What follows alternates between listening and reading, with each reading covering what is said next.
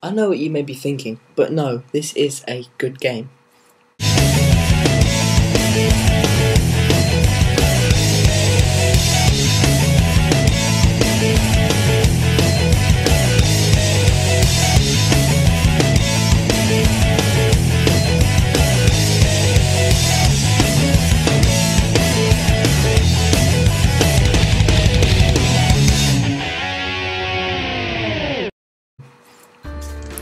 I will structure my Let's Talk videos more differently from now on and make them more like a review, even though I plan to do reviews in the future.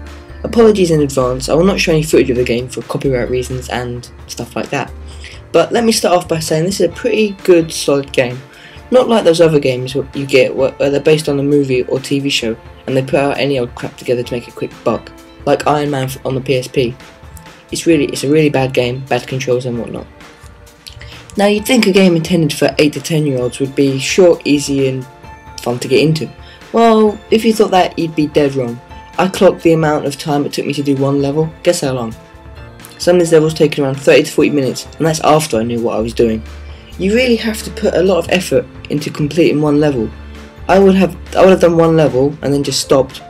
I beat the penultimate level and the next one started and I was like, do I really want to do this now?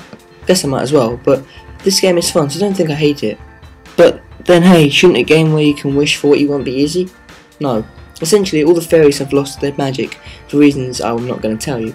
So you have to collect 3 sets of 3 stars, yellow, purple and green, and make a wish accordingly. They choose the wish and then you grant it, that's it, you have no choice over the wishes. There are only 8 levels including the tutorial and the final boss. Now, that may be a good thing or a bad thing depending on how you look at it, but after playing all 8 stages you are glad there aren't any more. It's a good, quote, short game. I mentioned that this game may not be easy for the young, but it could be considered easy because you cannot die.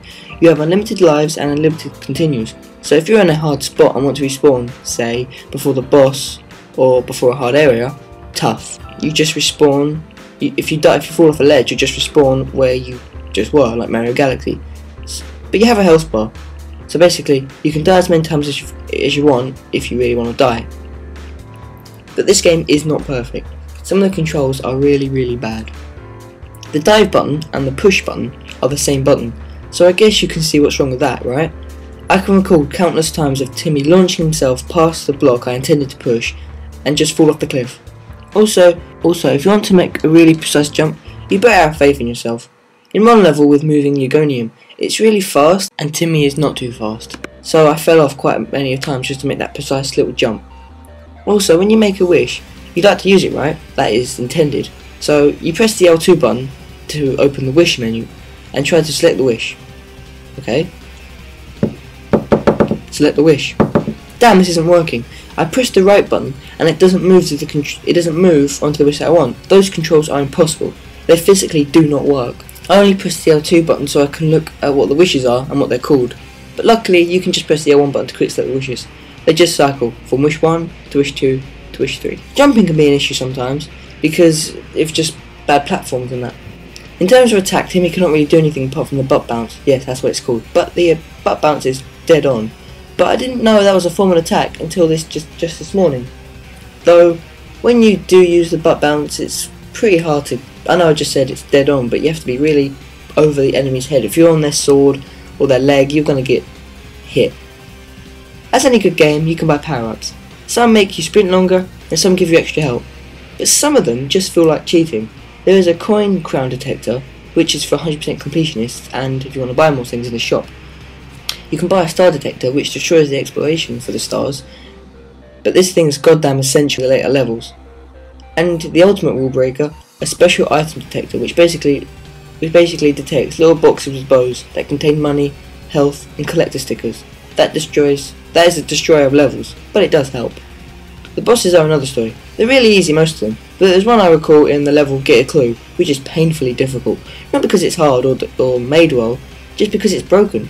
You need to get this ghost underneath the box so you can crush him with it when you flip the world. It's part of that level, I'm not going to explain it now, I'll be here till Christmas. But you need to move the block under him and then turn upside down and see him with the magical magnifying glass for all of 10 seconds. Yeah, that's part of the level. But what you need to do is, you need to move the block under him, turn upside down, see with the see him with the magical magnifying glass, and you've got to do all that in 10 seconds. While the ghost is invisible, and that's hard. I defeated it by pure luck, but it took a damn long time. And this boss is harder than the final boss, which is pathetic. But at least with 2 of the bosses I can remember, it's one of those moments where you're like, what do I do? But then it's one of those moments when you finally, work out what you have to do. And finally, the levels. Each level has something new to bring to the table. You are a detective and get a clue, you are a superhero and take it on the chin and Vicky strikes back, and you're asleep in Dad's dream, which makes sense. But it's very nice to see variety, and in each level Timmy has a new costume, from a monkey to a lizard. I would say specifics, but that'd be spoiler. Not like this whole video hasn't been a spoiler, but to end it, this game will make you laugh, and if you press the R1 button, the godparents will wisecrack and say something funny. Also, at 2 points, you get to play as the godparents in a mini game where you have to collect stuff and shoot stuff. So in conclusion, it's an unfounded gem. This should have got more credit, and it's better than most things based on film and TV, and with this game they made up an entirely new concept. I'd give it an 8 out of 10.